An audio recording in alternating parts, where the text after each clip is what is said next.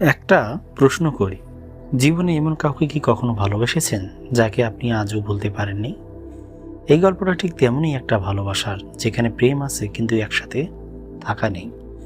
আজকের গল্প 96 মুভি, একটা পিওর ইমোশনাল লাভ স্টোরি যা আপনার হৃদয় ছুঁয়ে যাবে।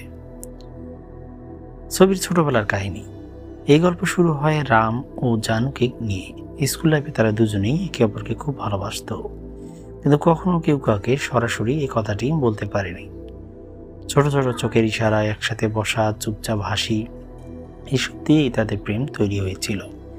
একদিন রাম স্কুল বদলে ফেলে, আর সেখানেই তাদের গল্প হঠাৎ থেমে যায়। না কোনো গুড বাই, না কোনো কনফিউশন, শুধু একটা অসমাপ্ত ভালোবাসা। তাদের বর্তমান জীবন। বহু বছর পর রাম একজন ফটোগ্রাফার। সে একা থাকে, একা ঘুরে বেড়ায়। তার জীবনে কোনো গার্লফ্রেন্ড নেই, সে অবিবাহিত, কারণ সে এখনো জানুকে ভুলতে পারেনি। অন্যদিকে জানু এখন ম্যারিড, তার হাজব্যান্ড ও ফ্যামিলি আছে, কিন্তু তার চোখের গভীরে এখনো লুকিয়ে আছে সেই পুরনো প্রেম।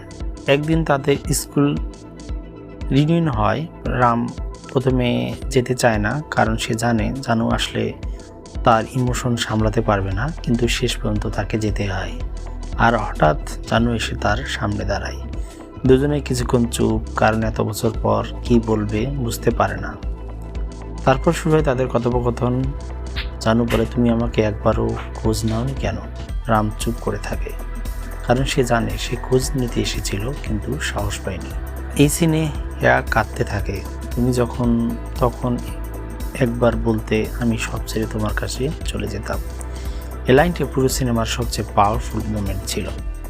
এরপর তারা পুরো রাত একসাথে কাটায়, পুরনো গান শুনে স্মৃতি রোমান্স করে, একে অপরের দিকে তাকায়, কিন্তু তারা কোনো ভুল সিদ্ধান্ত নেয় না, কোনো বাউন্ডারি ক্রস করে না, কারণ তারা জানে এখন আর তারা একসাথে হতে পারবে না।